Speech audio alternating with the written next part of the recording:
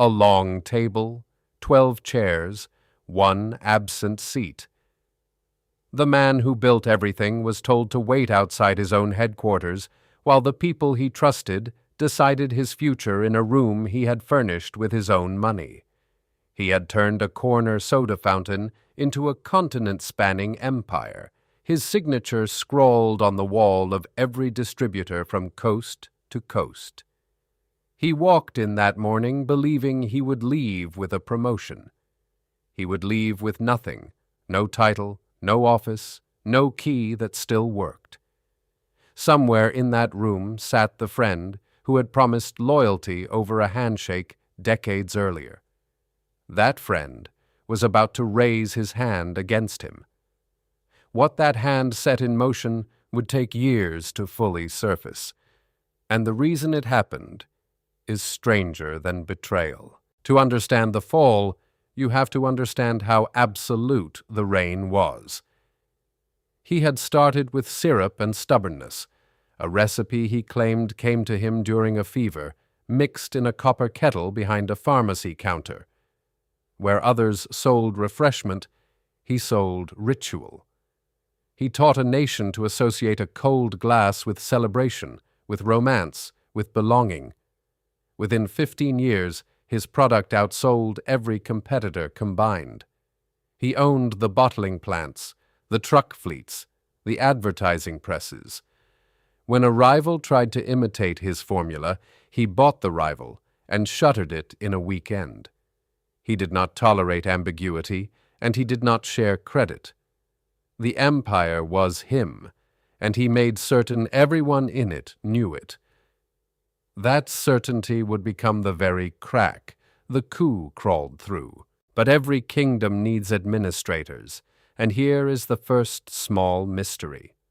The founder was a creator, not a manager, brilliant at invention, careless with balance sheets. So he brought in a numbers man, a quiet accountant with wire spectacles and an unnerving memory for figures. This man asked nothing, demanded nothing, and slowly made himself indispensable. He handled the taxes, the banks, the payroll, the debts the founder didn't want to read about. For years he was the shadow behind the throne, content to serve. And then at some point no one could later pinpoint, the shadow began to want the throne itself. The founder never noticed, because he never imagined a man who craved no spotlight could crave power. That blind spot was fatal. Here is a lesson worth pausing on, because it repeats across a century of corporate history. Founders are almost never destroyed by their enemies. They are destroyed by the people they hire to protect them from their own weaknesses. A visionary who cannot manage cash invites in a manager, and in doing so hands that manager the one thing a visionary cannot survive without: control of the money that keeps the vision alive. Power in a company does not follow the person with the best ideas. It follows the person who signs the checks, keeps the ledgers, and knows exactly which debts come due and when. The founder owned the dream. The accountant owned the machinery beneath it, and machinery, in the end, is what a company actually is. The turning point came during an expansion the founder insisted on, and the board feared. He wanted to build a dozen new plants overnight, borrowing heavily against future sales, betting the entire empire on a boom that had not yet arrived. He called it destiny. His accountant called it privately a noose.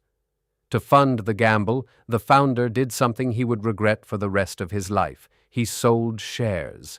He diluted himself. He had always owned the majority, always held the final vote, always been untouchable.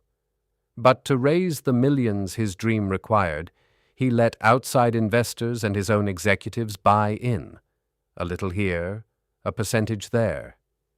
He told himself he still held the reins. On paper, the reins had already slipped.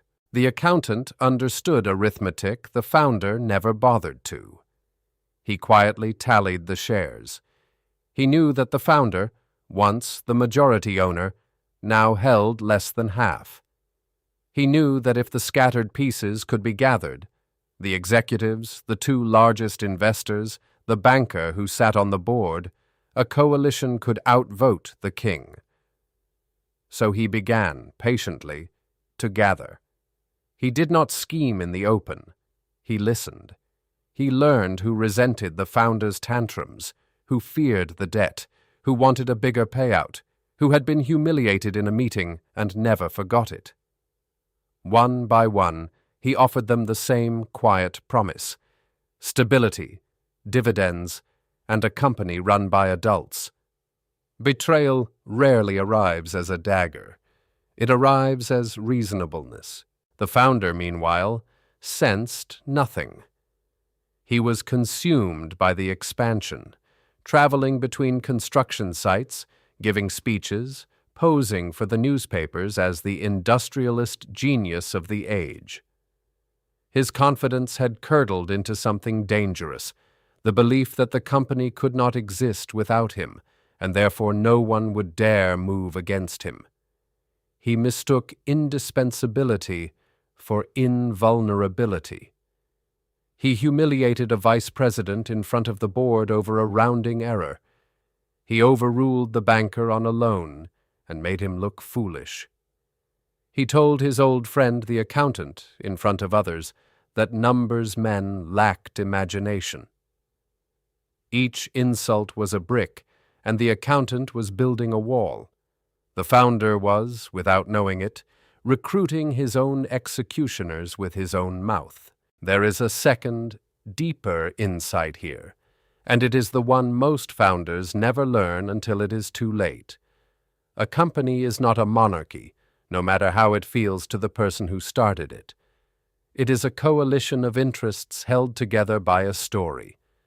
And the moment the person telling the story becomes a liability to the money will find a new storyteller. Loyalty in business is not sentimental. It is a calculation that renews itself every quarter. The friend who shakes your hand does so as long as the handshake pays.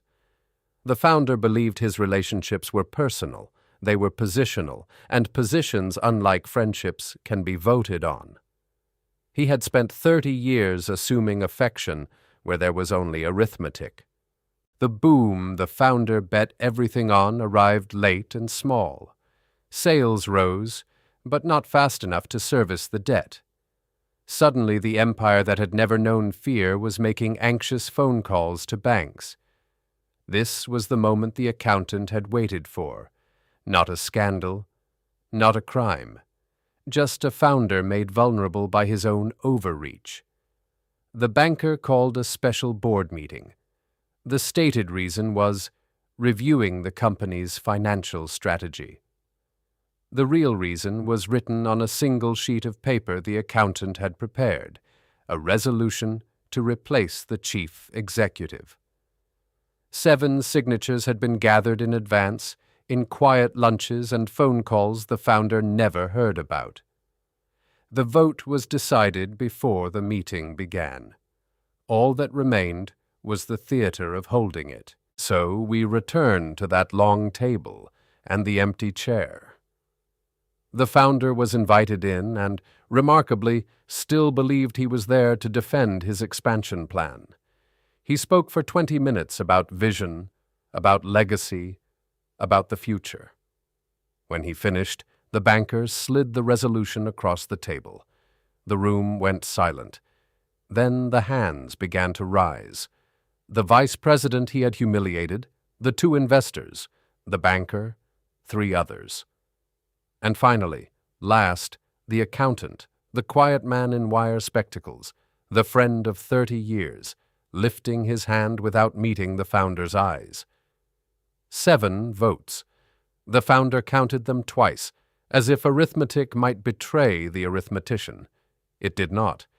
He was, in the space of a single afternoon, no longer the head of the company that bore his ideas. They let him keep his shares and his name on the wall. They took everything else. He was given a ceremonial title, Founder Emeritus, the corporate equivalent of a portrait hung in a hallway nobody walks through. He was not permitted to enter the offices without an appointment. His own recipe, his own trucks, his own bottling lines now answered to the accountant, who assumed the top chair with the same quiet efficiency he had brought to everything. The founder fought back, of course. He hired lawyers. He tried to rally the smaller shareholders. But the coalition held, because the coalition was profitable, and the founder had nothing left to offer except grievance. Within a year he sold his shares and walked away from the empire he had dreamed into existence. Here is the payoff to the loop, and it is not the betrayal itself. It is what the betrayal revealed. Under the accountant, the company did not collapse, it thrived. The reckless expansion was scaled back, the debt refinanced, the dividends restored. The very stability the coalition had promised materialized. The market rewarded the coup. And that is the bitter truth the founder carried to his grave. He was ousted, not because his enemies were villains, but because, by the cold logic of the enterprise, they were right. His genius had built the company, and his ego was going to sink it. The men who removed him were not destroying his legacy. They were, in the most ruthless possible way, saving it from him. The founder spent his final years trying to launch a rival product, convinced lightning would strike twice.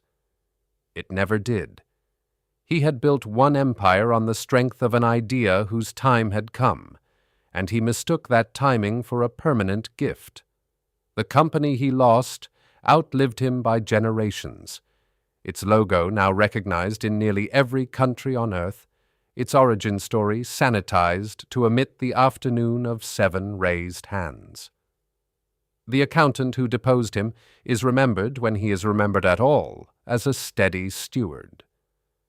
The visionary is a footnote in his own creation.